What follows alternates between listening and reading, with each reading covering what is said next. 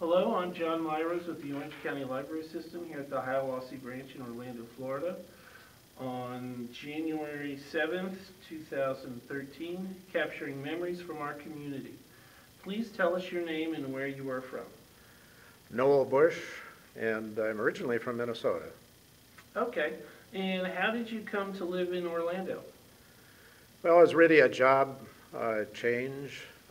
I started the Bankers Bank here, which was modeled after the one I started in Minnesota. And in the course of proving that concept in Minnesota, I organized 8 others, including the Florida one, and when I did, they said, well, why don't you consider coming to Florida? So I did. You also run a newspaper, the Pine Hills, and Yes. the rest of it?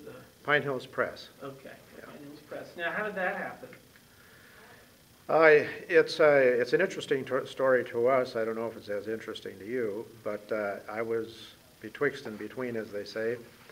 I had left the Bankers Bank, and we sat down at the Thanksgiving dinner table talking about what we were going to do henceforth, and decided that we had sufficient daring do, if I can put it that way, to publish if we could support that publication with advertising.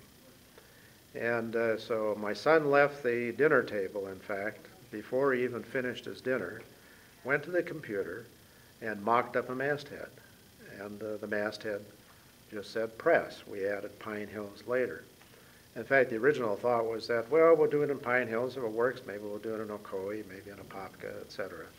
So adding the Pine Hills on the top was sort of an afterthought. But we lived in Pine Hills. We thought, well, if it doesn't work here, it probably won't work anywhere anyway. And so between Christmas and New Year's, I went out and got, or solicited, advertising, came back with commitments. My memory tells me it was about $8,000 of commitments, close to it at any rate. I came home and I said, we're in trouble. We actually have to publish now. Oh, really? Yeah. What's the best thing about Pine Hills for you? I think the best thing is that it really is it exemplifies in the best possible way the diversity of this nation. And that isn't to say that it doesn't have shortcomings, but the diverse population in Pine Hills works as well as anywhere, and I think that's very positive. I think that's a harbinger of the future for this country as well, because we are becoming much more diversified than we were in my childhood at any rate. So what do you think the role of the newspaper is in that context? Oh, to illustrate that diversity, not necessarily as a virtue, but as a fact. Mm-hmm. I think sometimes we confuse the two, because I'm not saying that diversity is a virtue. Mm-hmm. It is something to be strived after, but a fact with which we should live and accommodate. And we try to accommodate that diversity in the paper by illustrating various viewpoints that we may find in the community, and particularly the businesses that themselves are so diverse, because some of them are started by individuals from the islands. Others have come from other parts of the country, other parts of the world, and so we have plenty of opportunity to become acquainted with their cultures, because they don't leave their cultures behind; they bring them with them. Right, right. And yet at the same time, those of us who have been here for some time, expect them to assimilate as well. Right. So we encourage that assimilation at the same time as that we illustrate and document the accommodation, if you will. The newspaper, how does that, do you have a lot of contact in dealing with the local government? Well, you ask about local government. Yeah. And, in the narrowest sense of the word, we don't have one. Okay. Pine Hills is unincorporated. Okay. So as a consequence, Right. we're a part of a larger a larger governmental regime, and that's Orange County. We sometimes get lost in that regime. Sure.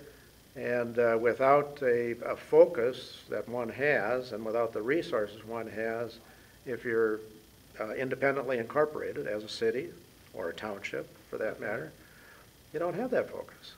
So we've had to rely upon individuals such as my spouse, who you've interviewed, who has really been one of the driving forces behind the sort of advocacy that we get at the county level. And it really requires a tremendous amount of focus and a tremendous amount of effort to accomplish that advocacy, because we don't have resources. We don't have tax revenues, you know, to hire lobbyists and representatives and so forth. It's all voluntary. Yeah, and what a great thing for a newspaper. You can be in a great position to be an advocate for the community. Is that, do you feel pretty good about that, you think? Oh, it's one of the things I feel the best about, yeah. Great. We take on the county when we feel that, you know, we've been shortchanged or the county hasn't done right by us. We haven't been bashful. And on the other hand, we applaud the county government and our representatives at the county level when we believe that they have done right by us. So we have not danced a fine line, you know, to avoid controversy. That's great. That sounds good to me. Excuse me. Let me change the subject a little bit. What are some of the changes that you've seen in Pine Hills since you've been here? We arrived after the tremendous build-out of Pine Hills that resulted from Martin Marietta's expansion and you know, dramatic growth in the 70s particularly. And so the housing that was here when we arrived is substantially the same as it is today. Although west of us, there was very little development. West of Hiawassee, there was very little development. And so Pine Hills is a residential community. I mean, there's no mistaking that. All you have to do is drive through it. But it's also a community of neighborhoods. And the neighborhoods have been challenged in recent years, but it's also these neighborhoods that provide sort of the fiber of the community. Sure. And even though they've changed considerably in recent years, they, you know, like many neighborhoods have as a result of the economy. The Sunland Center. Most people in Orlando haven't heard of it, but a lot of people have, and it's almost legendary. So you're the first person that I've met that really knows a bit about it. If you could share a little bit about that, I'm sure that a lot of the local people would like that. Yeah, Sunland was a, trying to recall whether it was a 2 or 3 story structure. 5. 5-story, okay. Okay, my memory is fading on the size of it. It was considerable, though. And it had been an active hospital for many, many years. It was an institution going back decades in the area and a large employer in the area, but was closed. I'm not sure exactly when. It was closed when we arrived here in 1983, but it stood empty for years and became really a hazard, probably best exemplified by a Kissimmee boy who was playing, apparently with some of his buddies, in the structure and fell down an elevator shaft and was seriously injured, if not paralyzed. I believe there was originally paralysis involved. But we drove around the structure any number of times, and it looked like it had been taken over by a satanic cult because there were symbols all over the buildings. Wow. I think, as I mentioned to you earlier, it almost looked like Dresden, like a building in Dresden, Germany, like it was bombed out. Yeah.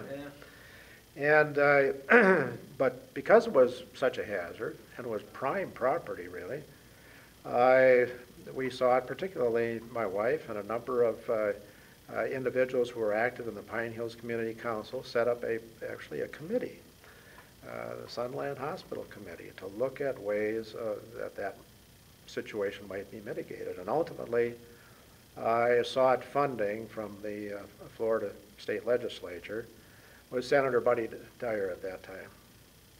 And in excess of $1 million was allocated for the demolition. Demolition, okay. And the mitigation of the site. 2 million. Was it over 2? Okay. Yeah. And so it was indeed demolished, and the site mitigated. In fact, it became a county office building. Probably one last question. How long do you think you want to stay here, and what kind of changes would you like to see happen, or no changes?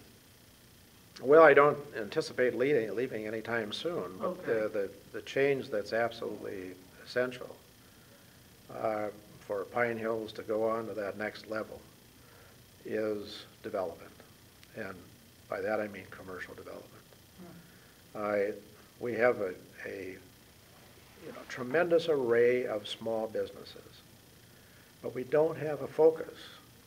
A town center, you can call it, but there needs to be a commercial district that will pull back from some of the neighboring communities that have done a better job of development in recent years, and pull back some of the monies that leave this community. There's in excess of $100 million we found in one study.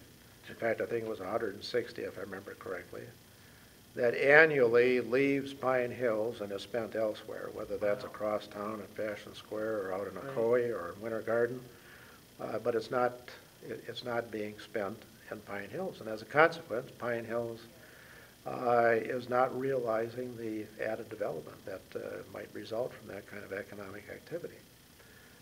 So that, I think, is crucial. I think the high school has been it's a signal achievement, and is a good start. But we originally had a plan that would have involved all 4 quadrants of Pine Hills Road and Silver Star. So the educational quadrant, namely Evans High School, is now accomplished. Now the other 3 quadrants need to be accomplished. Well, I've learned a lot about Pine Hill. Okay. Oh, you got. Thanks a lot.